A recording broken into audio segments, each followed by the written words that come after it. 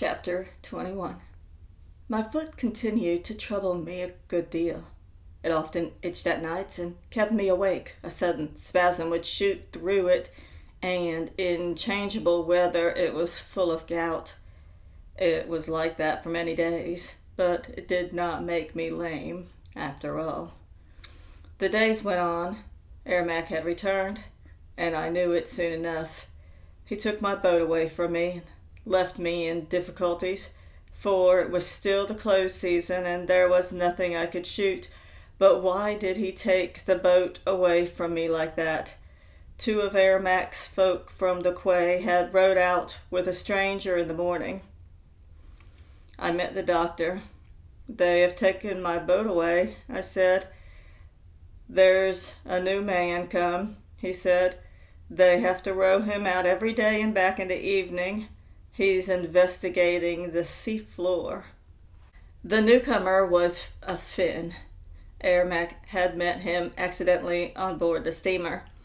He had come from Spitzbergen with some collections of scales and small sea creatures.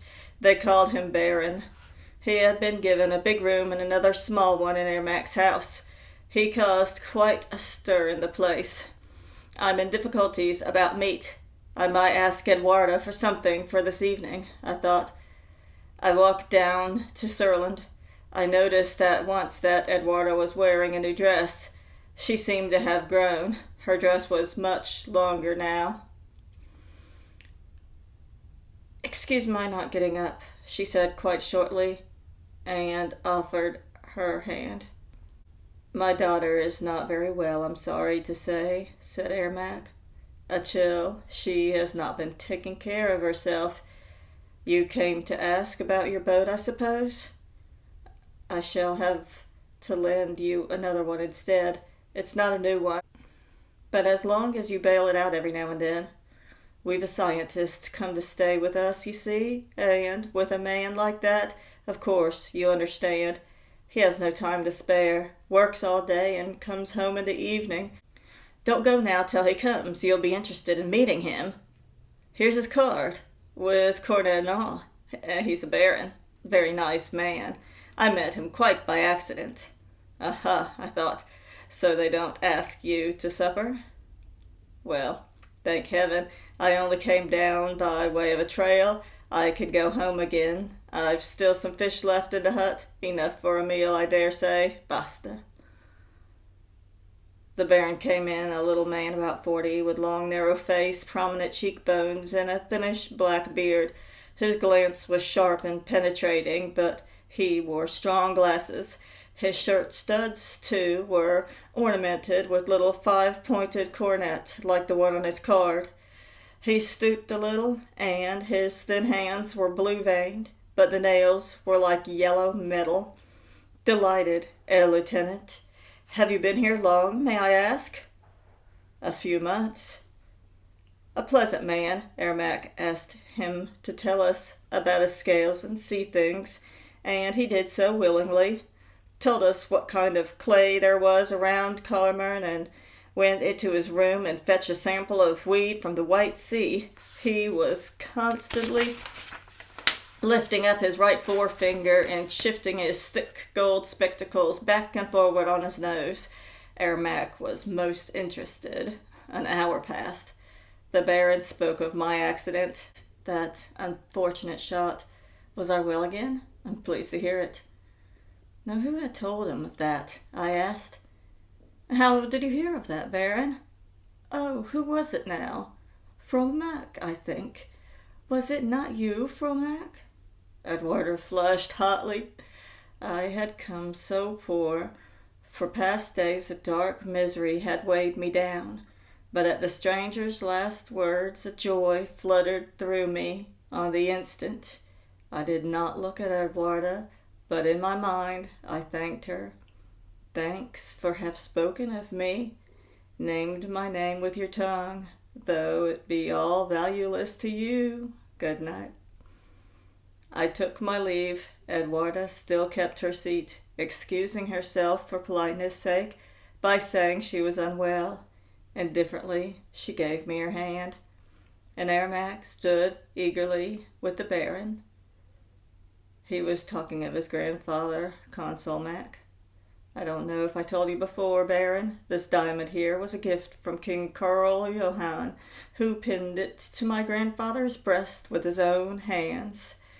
I went out to the front steps. No one saw me to the door. I glanced in, passing through the window of the sitting room, and there stood Eduarda, tall, upright, holding the curtains apart with both hands, looking out. I did not bow to her. I forgot everything. A swirl of confusion overwhelmed me, and I drew hurriedly away. "Halt! Stop a moment," I said to myself when I reached the woods. "God in heaven, but there must be an end to this."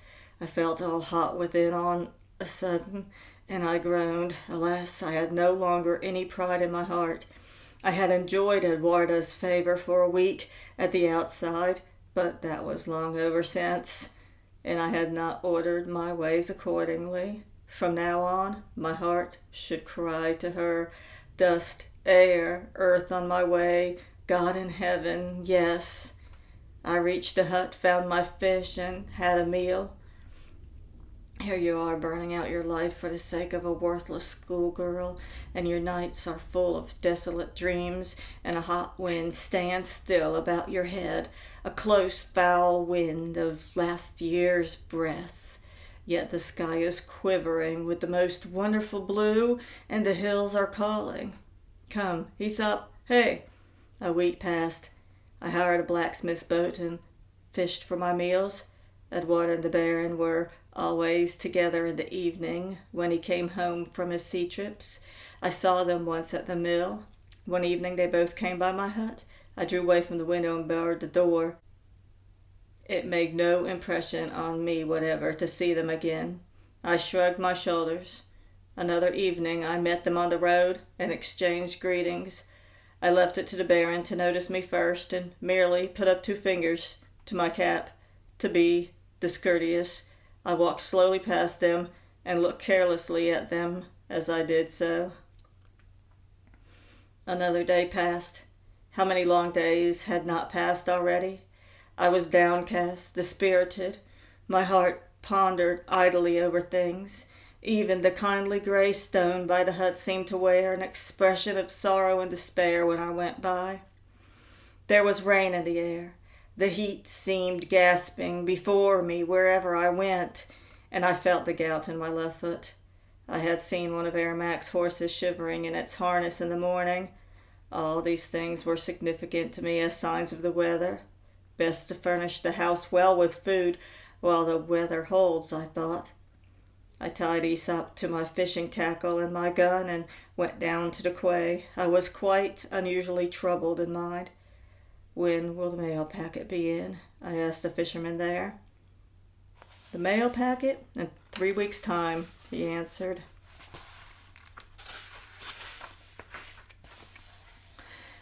"I'm expecting my uniform," I said. Then I met one of Ermac's assistants from the shore. I shook hands with him and said, "Tell me, do you never play whilst now in Surland?" "Yes, often," he answered. Pause. "I have not been there lately," I said. I rode out to my fishing grounds. The weather was mild, but oppressive. The gnats gathered in swarms, and I had to smoke all the time to keep them off. The haddock were biting. I fished with 2 hooks and made a good haul. On the way back, I shot a brace of guillemots.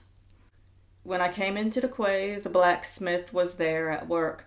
A thought occurred to me. I asked him, "Going up my way?" "No," said he. "Ermac's given me a bit of work to do, so I'll be here till midnight." I nodded and thought to myself that it was well. I took my fish and went off, going round by way of the blacksmith's house. Ava was there alone. "I've been longing for you with all my heart," I told her, and I was moved at the sight of her. She could hardly look me in the face for wonder. "I love your youth and your good eyes," I said. "Punish me today because I have thought more of another than of you. I have come here only to see you, to make me happy. I'm fond of you. Did you hear me calling for you last night?" "No," she answered, frightened. I called Eduarda, but it was you I meant. I woke up and heard myself. Yes, it was you I meant. It was only a mistake. I said Eduarda, but it was only by accident. By heaven, you are my dearest, Ava. Your lips are so red today. Your feet are prettier than Eduarda's. Just look at yourself and see. Joy, such as I never seen in her, lit up her face. She made as if to turn away, but hesitated and put one arm round my neck. We talked together, sitting all the time on a long bench, talking to each other of many things. I said, would you believe it? Eduarda has not learned to speak properly yet. She talks like a child and says more happier. I heard her myself. Would you say she has a lovely forehead? I do not think so. She has a devilish forehead, and she does not wash her hands. But we weren't going to talk of her any more. Quite right. I forgot. A little pause. I was thinking of something and fell silent. Why are your eyes wet? Asked Ava. She has a lovely forehead, though, I said, and her hands are always clean. It was only by accident they were dirty once. I did not mean to say what I did. But then I went on angrily with clenched teeth. I sit thinking of you all the time, Ava, but it occurs to me that perhaps you've not heard what I am going to tell you now. The first time Eduarda saw Aesop, she said Aesop. That was the name of a wise man. A Pygian, he was. Now wasn't that simply silly? She had read it in a book the same day, I'm sure of it. Yes, said Ava, but what of it? And as far as I remember, she said too that Aesop had Xanthus for his teacher. Yes? Well, what the devil is the sense of telling a crowd of people that Aesop had Xanthus for a teacher, I ask you? Oh, you're not in the mood today, Ava, or you would laugh till your sides ached at that. Yes, I think it's funny, said Ava, and began laughing forcedly in wonder. But I don't understand it as well as you do.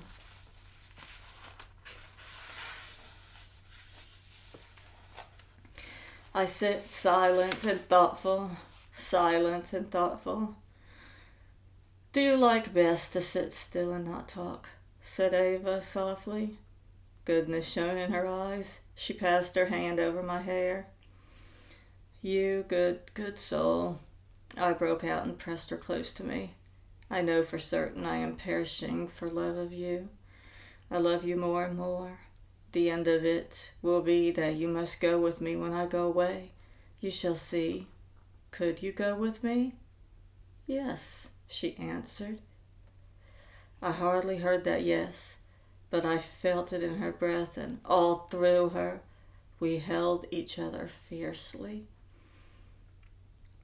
An hour later I kissed Ava goodbye and went away. At the door I met Ermac himself. He started into the house, stopped there on the doorstep, staring in. Oh, said he, and couldn't say no more. He seemed thrown altogether off his balance. You did not expect to find me here, I said, raising my cap. Ava did not move. Ermac regained his composure. A curious confidence appeared in his manner, and he answered, You're mistaken. I came on purpose to find you. I wish to point out to you that from the 1st of April it is forbidden to fire a shot within a half a mile of the bird cliffs. You shot 2 birds out at the island today. You were seen doing so. I shot 2 guillemots, I said helplessly. I saw at once that the man was in the right. 2 guillemots or 2 eider ducks. It's all the same. You were within the prohibited limit. I admit it, I said. It had not occurred to me before, but it ought to have occurred to you. I also fired off both barrels at once in May, at very nearly the same spot.